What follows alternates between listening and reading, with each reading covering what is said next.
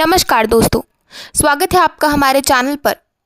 तो हमारी आज की कहानी है कंजूस राजा को नसीहत, गोनू झा की कहानी। तो चलिए शुरू करते हैं। मिथिला नरेश के दरबार में गोनू झा के बुद्धि कौशल और वाक चातुर्य का जो जादू चल रहा था, उसकी कीर्ति मिथिलांचल के आसपास के क्षेत्रों में भी फैल चुकी थी। मिथिला के पड़ोसी राज्य अंग देश के राजा ने राज्योत्सव के कई अवसरों पर गोनू झा को विशेष रूप से आमंत्रित किया था तथा उन्हें पुरस्कार, अलंकरण आदि से सम्मानित किया था। अंग देश के राजा में उदारता थी, लेकिन युवराज अपने पिता के ठीक विपरीत प्रवृत्ति के थे। हद से ज्यादा मितव्ययी। राजा के जीवन काल में ही युवराज की कंजूसी की कथाएं पूरे प्रदेश में मशहूर हो चुकी थी। राजा ने युवराज को बहुत समझाया कि प्रजा पालन के लिए उदारता, करुणा, सहानुभूति आदि की भी जरूरत होती है। इन गुणों को राजा का आभूषण माना जाता है। परंपरा से चली आ रही रीतियों का निर्वाह भी राजनीति का एक महत्वपूर्ण अंग है। ब्राह्मण, चारण आदि को राज्याश्रय मिलना चाहिए। कलाकारों और साहित्यकारों को प्रोत्साहन देने के लिए राज्य की ओर से प्रतियोगिताओं का आयोजन और पुरस्कारों की व्यवस्था राजधर्म है। खिलाड़ियों के मनोबल को बढ़ाने के लिए भी राजकोष का उपयोग किया जाना चाहिए। जैसे सैनिकों को तरोताजा बनाए रखने के लिए प्रतिदिन उसकी कवायद पर राजकोष से व्यय किया जाता है, वैसे ही खिलाड़ियों और कलाकारों के लिए रंगशालाओं के निर्माण और उनके रख रखाव की व्यवस्था करना राजधर्म है। मगर युवराज को अपने पिता की ये बातें प्रभावित नहीं करती। उसे लगता कि इस तरह के आयोजनों से धन और समय दोनों का अपव्यय होता है। चारण और ब्राह्मण तो युवराज को मिथ्याभाषी और लोलुप लगते थे। यदि राजा का भय नहीं होता तो वह अपने महल में चारण और ब्राह्मणों के प्रवेश पर भी प्रतिबंध लगा देता। एक बार अंग देश के राजा बीमार पड़े। राजवैद्य ने अपने अनुभव से समझ लिया कि राजा अब बचने वाले नहीं हैं। उचित औषधि राजा को देकर उसने महामंत्री को परामर्श दिया कि युवराज के राज्याभिषेक की व्यवस्था कराएं। महामंत्री समझ गए कि राजा अब स्वस्थ नहीं हो सकेंगे। राज्य ज्योतिषी से परामर्श कर युवराज के राज्याभिषेक के लिए शुभ मुहूर्त और शुभ तिथि निर्धारित की गई। इस व्यवस्था के बाद राजवैद्य ने राजा को पूर्ण विश्राम में रहने तथा राज्य संचालन की जिम्मेदारी पुत्र को सौंप देने की सलाह दी। वार्धक्य के कारण राजा भी अब राजकाज से मुक्त होना चाहते थे। ऊपर से बीमारी ने उन्हें अशक्त कर रखा था। राजवैद्य की सलाह उन्हें पसंद आई। निर्धारित तिथि को शुभ मुहूर्त में युवराज का राज्याभिषेक हुआ। राजा ने अपने पुत्र को स्वयं राज सिंहासन पर बैठाया और विश्राम करने के लिए अपने कक्ष में चले गए। युवराज अपने पिता की बीमारी से दुखी था। अपने पिता की हालत से व्यथित युवराज को राजा बनने से कोई प्रसन्नता नहीं हुई।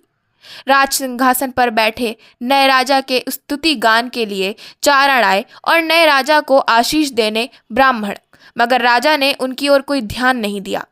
चारण स्तुति गान और ब्राह्मण मंत्रोच्चार करने के बाद नए राजा की ओर आशा भरी दृष्टि से देखते हुए अपने स्थान पर खड़े रहे, मगर नए राजा ने उनकी ओर देखा तक नहीं। महामंत्री ने राजा का ध्यान जब चारण और ब्राह्मणों की ओर आकर्षित किया तो नए राजा ने कहा, महामंत्री जी, मेरे पिता मरणासन्न हैं। ऐसे राजकाज संभालना मेरा दायित्व था, इसलिए यह मेरे लिए कोई प्रसन्नता की बात नहीं है। राजगद्दी मुझे मिलनी ही थी, सो मिली। नया क्या हुआ? अब से मेरे दरबार में इस तरह के याचकों का प्रवेश वर्जित है। राजकाज इनकी स्तुति और मंत्रोच्चार से नहीं, राजनीतिक कौशल से चलता है। मुझ में मेरे पिता वाली उदारता नहीं है कि इन निखट्टू चापलूसों पर धन जाया करूं। इन्हें अभी इसी क्षण दरबार से निकल जाने को कहें। नए राजा के इस व्यवहार से ब्राह्मण और चारण दुखी हुए। राज्य के कलाकारों और कवि साहित्यकारों को उम्मीद थी कि युवराज के राजा बनने पर राजमहल में कोई रंगारंग कार्यक्रम होगा जिसमें उन्हें अपनी कला का प्रदर्शन करने का अवसर मिलेगा, लेकिन ऐसा कुछ भी नहीं हुआ। हद तो तब हो गई जब राजा बनने के बाद नए राजा ने विद्वज्जनों की बैठक नहीं बुलाई। अंग देश में नए राजा की आलोचना होने लगी। जिधर सुनो बस यही चर्चा कि नया राजा दंभी और स्वेच्छाचारी है। प्रजा के दुख सुख से इसे कुछ भी लेना देना ही नहीं। ब्राह्मणों, चारणों और कलाकारों ने सोचा कि बिना राज्याश्रय के उनके लिए जीविकोपार्जन कठिन है। उनके पास दो ही रास्ते हैं, या तो नए राजा को राजमहल की परंपराओं के निर्वाह के लिए समझाया जाए, या फिर वे राज छोड़कर कहीं किसी अन्य राज्य में आश्रय लें। अंततः अंग देश के विद्वज्जनों, ब्राह्मणों, चारणों एवं कलाकारों को गोनू झा की याद आई तथा तय हुआ कि इस मुश्किल की घड़ी में गोनू झा से परामर्श करना उचित होगा। इस निश्चय के बाद ये तमाम लोग मिथिला आए और गोनू झा के आवास पर पहुंचे। गोनू झा अंग देश के प्रसिद्ध लोगों के समूह को अपने दरवाजे पर देखकर आश्चर्यचकित रह गए। उन्होंने आगंतुक अतिथियों का स्वागत किया तथा सम्मानपूर्वक उन्हें बैठाया। फिर उनसे कुशल क्षेम पूछते हुए मिथिला पधारने का प्रयोजन पूछा।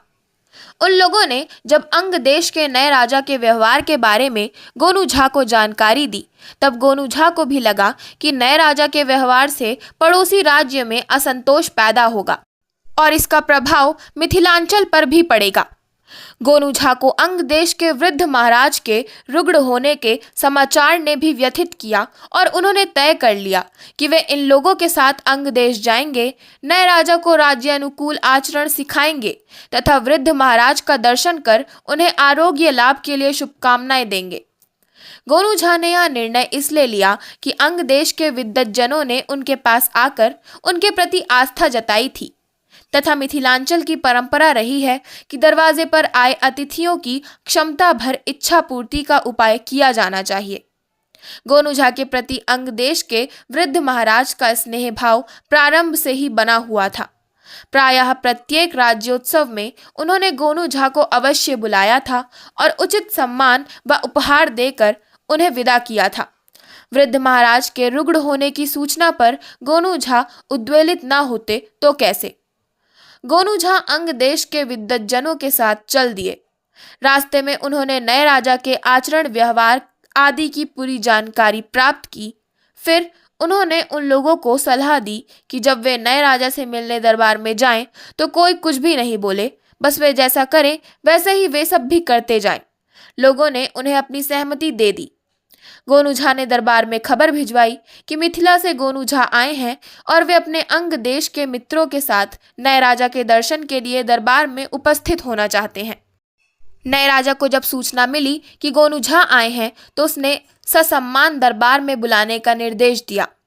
नए राजा को गोनू झा के बारे में इतना तो पता ही था कि उसके पिता गोनू झा को प्रायः बुलाया करते थे। गोनू झा की विद्वता और विनोद प्रियता की चर्चा भी उसने सुन रखी थी, लेकिन उनके साथ अंग देश के विद्वज्जनों को आते देख उसकी पेशानियों पर बल पड़ गए, पर उसने कुछ कहा नहीं। गोनू झा के अभिवादन के लिए नया राजा सिंहासन से उतरकर खड़ा हो गया। गोनू झा ने उसे नमस्कार करने के लिए अपने हाथ जोड़े, तब उनके साथ आए अंग देश के विद्वज्जनों ने भी अपने हाथ जोड़े और फिर गोनू झा ने अपने हाथ फैलाकर मुंह खोल लिया और उसी मुद्रा में मूर्तिवत खड़े हो गए। उनके साथ दरबार में उपस्थित विद्वज्जनों ने भी ऐसा ही किया। गोनू झा सहित इतने सारे लोगों को हाथ फैलाए और मुंह बाए खड़े देखकर नया राजा कुछ समझ नहीं पाया। दरबारी भी इस कौतुक को विस्मय से देख ही रहे थे। काफी देर तक नया राजा उन्हें चकित सा देखता रहा, फिर उसके सब्र का बांध टूट गया।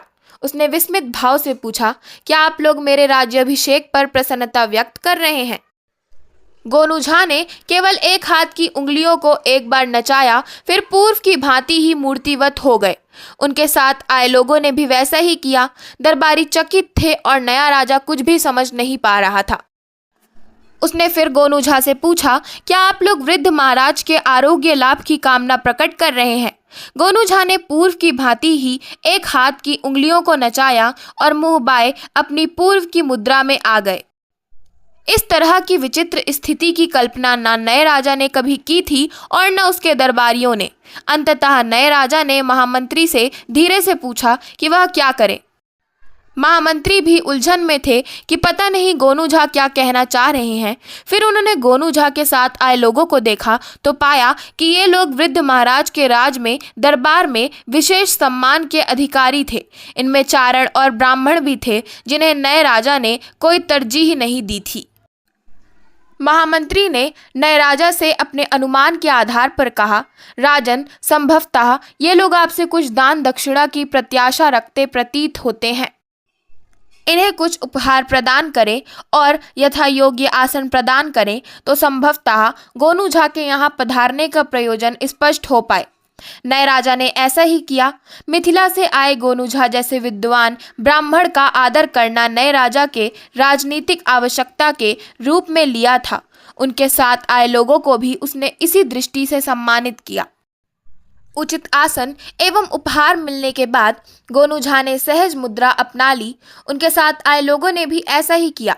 फिर गोनू झा ने नए राजा से कहा, राजन, मैं यहाँ आपके पिता के दर्शन के लिए उपस्थित हुआ हूँ। मेरे साथ जो लोग हैं वे आपके राज्य की विभूतियां हैं।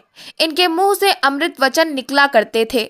उस सिंहासन पर जहां आज आप विराजमान हैं, वहां वृद्ध महाराज विराजमान हुआ करते थे। राजन, जब विद्वानों, ब्राह्मणों, चारणों और कलाकारों की जिह्वा से शब्द प्रकट नहीं हो तो भरे दरबार में किस तरह की किंग कर्तव्य विमूढ़ता की स्थिति उपस्थित हो जाती है, यह आपने कुछ ही पल पहले देखा और अनुभव किया है। अब मेरी प्रार्थना है कि आप स्वयं निर्णय करें कि वृद्ध महाराज के शासनकाल में सरस्वती के इन साधकों के प्रति जो राज व्यवहार था उसे जारी रखा जाए या नहीं। राजन, जब विद्वान चुप हो जाएगा, कलाकार मौन हो जाएगा, तब राज्य में निष्ठा की कमी आएगी और लोग शुष्क वृत्ति की ओर प्रवृत्त होंगे। राजधर्म है कि जनजीवन में सरसता बनी रहे। इसके लिए ही वृद्ध महाराज इन लोगों को महत्व दिया करते थे। नए राजा को गोनू झा की बातें समझ में आई और उसने विनम्रता पूर्वक अंग देश के विद्वज्जनों से अपने व्यवहार के प्रति क्षमा मांगी तथा बताया कि अपने वृद्ध पिता के आरोग्य के लिए चिंतित रहने के कारण उसने उनके साथ शुष्क व्यवहार किया था, जो किसी भी राजा के लिए शोभनीय नहीं था। गोनू झा नए राजा की इस आत्म स्वीकृति से प्रसन्न हुए और कहा, राजन, हम सभी वृद्ध महाराज से मिलकर उनके आरोग्य लाभ की कामना करने के इच्छुक हैं। यदि आप इसकी आज्ञा दें तो हम कृतार्थ होंगे। गोनू झा ने जानबूझकर बहुत औपचारिक भाषा का प्रयोग किया था, क्योंकि वे नए राजा को संदेश देना चाहते थे कि राज्य संचालन के लिए केवल अपने संवेगों, संवेदनाओं और भावनाओं का ही नहीं बल्कि परंपरा से चली आ रही औपचारिकताओं का भी निर्वाह किया जाना चाहिए। नए राजा ने गोनू झा की विनम्रता की मन ही मन सराहना की और उन्हें लेकर अपने पिता के कक्ष में पहुंचे। उनके साथ अंग देश के विद्वज्जनों का जत्था भी था। गोनू झा और अपने राज्य के विभूतियों को अपने कक्ष में आया देख वृद्ध महाराज बहुत प्रसन्न हुए। उन्होंने गोनू झा से कुछ दिनों तक राज अतिथि के रूप में अंग देश में रहने का आग्रह किया, जिसे गोनू झा ने मान लिया। गोनू झा ने वृद्ध महाराज से मिलकर यह महसूस किया कि महाराज का एकाकीपन भी उनके आरोग्य लाभ में बाधक है। उन्होंने राजवैद्य से इस संबंध में परामर्श किया और उनकी अनुमति से वृद्ध महाराज के कक्ष में प्रतिदिन किसी न किसी कलाकार को बुलाकर उसका गायन वादन आदि का आयोजन कराते रहे। चारण तो वे खुद थे, वे इस बात का ध्यान रखते थे कि महाराज उदास और एकाकी ना हो। वृद्ध महाराज का कक्ष कलाकारों के आने जाने से जीवंत हो उठा और देखते ही देखते वृद्ध महाराज के स्वास्थ्य में सुधार होने लगा। राजवैद्य ने भी वृद्ध महाराज के स्वास्थ्य में तेजी से हो रहे सुधार को स्वीकार किया तथा घोषणा की कि वृद्ध महाराज अब खतरे से बाहर हैं। नए राजा ने जब अपने पिता के स्वास्थ्य में आए इस परिवर्तन को देखा, तब वे गोनू झा के प्रति आभार बोध से भर गया। मगर गोनू झा ने नए राजा को समझाया कि कलाकारों की संगति से महाराज के स्वास्थ्य में यह सुधार हुआ है। वृद्ध महाराज का एकाकी जीवन उनके स्वास्थ्य की राह में अड़चन था। उनके साथ राजवैद्य से लेकर सेवक तक ऐसा व्यवहार कर रहा था कि वे बहुत बीमार हैं तथा उनका बचना मुश्किल है। दरअसल ऐसा व्यवहार तो किसी स्वस्थ व्यक्ति को भी रोगी बना देगा। कलाकार संवेदनशील होते हैं। वे महाराज के मनोभावों को समझते हुए उनके साथ वैसा ही व्यवहार कर रहे थे जिसकी आवश्यकता महाराज को थी। इस कारण वृद्ध महाराज के स्वास्थ्य में तीव्रता के साथ सुधार हुआ है।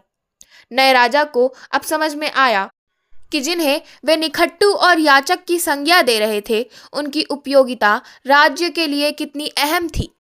अब गोनू झा अंग देश से विदा होने को हुए तो नए राजा ने राजमहल में एक रंगारंग कार्यक्रम का आयोजन किया, जिसमें राज्य के प्रायः सभी कलाकारों की कला का प्रदर्शन हुआ। इस आयोजन में वृद्ध महाराज भी उपस्थित हुए। नए राजा ने गोनू झा को विदाई से पहले ढेर सारे उपहार दिए और अंग देश के विद्वज्जन गोनू झा को मिथिला तक पहुंचाने आए।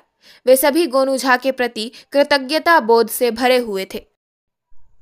तो इसी के साथ मैं अपनी आज की कहानी कंजूस राजा को नसीहत का समापन करती हूँ। आशा करती हूँ आपको हमारी आज की कहानी कंजूस राजा को नसीहत पसंद आई होगी। अगर आपको हमारी आज की कहानी पसंद आई हो तो हमारे चैनल को सब्सक्राइब करें, वीडियो को लाइक करें और बेल आइकन दबाना ना भूलें। धन्यवाद।